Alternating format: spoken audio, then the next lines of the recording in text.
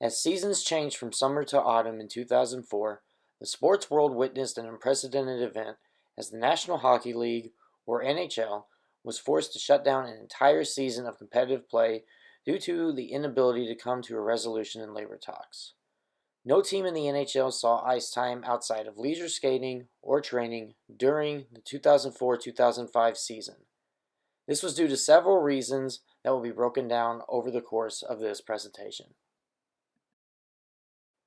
However, the overall and most obvious issue that led to this conclusion was that both parties failed to meet their respective goals during the negotiation process and were far apart throughout the constant meetings that seemed to create more issues than they resolved. This was relevant and well known throughout an entire winter and spring without hockey, as both sides failed time and time again in agreeing on a deal. The two parties involved in this infamous event were the league itself, the NHL, and the NHLPA, or Players Association. The shutdown lasted 310 days from September 15, 2004 to mid-July in 2005. It became the longest tenured professional sports shutdown of all time. Both sides were focused on creating a new form of salary cap space, although the NHL itself wanted to keep it similar to the original salary cap, which gave bigger teams in larger markets more resources and funds to sign more talented players, and outbidding other teams in smaller markets for those players.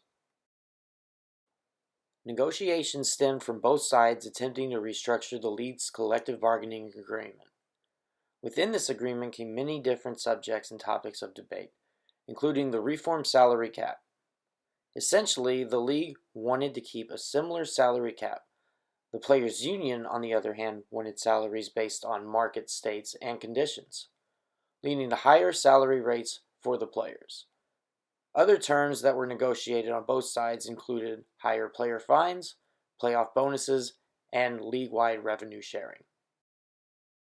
According to many reports from the aftermath of the lockout, many concluded much of the blame lied with the NHL commissioner Gary Bettman, and more importantly, the team owners within the NHL. It should be made aware that although Bettman speaks on decisions for the NHL, it is the team owners who ultimately make those decisions and uses Bettman as an extension of their announcements that affect the sport. This is also how it works for other sports leagues as well, such as the NFL owners making decisions for Roger Goodell to speak on them. The owners became stubborn and by some reports greedy in their demands towards the players that ultimately led to a tumultuous relationship at times. Both parties met over a dozen times over the course of the lockout. However, the results still yielded a league-wide shutdown because of those failed meetings. Therefore, that leads me to believe that the changes made from negotiation to negotiation were never met with open minds and willingness to resolve the differences created from both parties. There were many factors, but most notably the NHL's firm stance on its demands and aversion to budge at any time early on in the process. This, along with high tensions, led to a backlash from both sides, as high-profile personnel within the NHLPA began to question Bettman's ability to lead the NHL, although the owners are also partly to blame for the direction that became the league's darkest period during its tenure as a major sports league on this continent. As a result, Bettman refused to attend meetings for over a month at one point, and talks never escalated over the winter. As the winter melted into spring, so did the chances for the NHL competing at any point of the season. On February 16, 2005, Bettman officially declared the season was lost, and the two sides never made any progress until later in 2005 during that summer. There really wasn't much that went right throughout the negotiation process.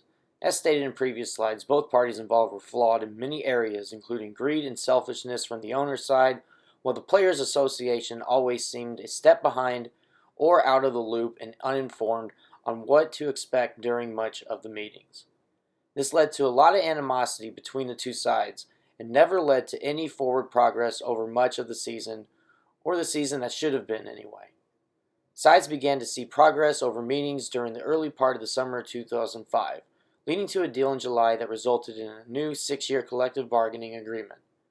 That deal created a salary cap based on league revenue. Essentially, the more money the league made, the better percentage of that total profit will go to the player salaries. Although that deal eventually led to many resolutions, most of them favored the owners as they reaped benefit after benefit from the new agreement. There was a lot that went wrong during the negotiations, and it shows because at the end of the day, the league will be remembered for losing an entire season because a deal could not be reached. A major issue in this process was that the owners had most of the power and refused to budge on some of the major terms the players were striving for, including the restructured salary cap.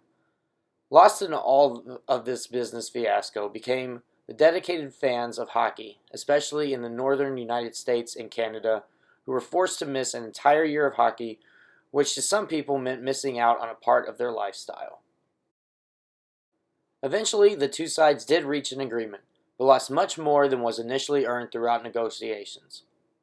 It wouldn't be until June 8th that both sides would finally settle on the restructured salary cap, tying down the major loose end that held up any chance of reaching a settlement. Other terms and agreements would follow over the next month, with the final agreement for the new 6-year-long collective bargaining agreement coming on July 13, 2005. Although the long-term salary increase was an obvious benefit, the overall demands were never fully met, and the new salary cap created extra clauses that suited the owners' wants and needs over the players.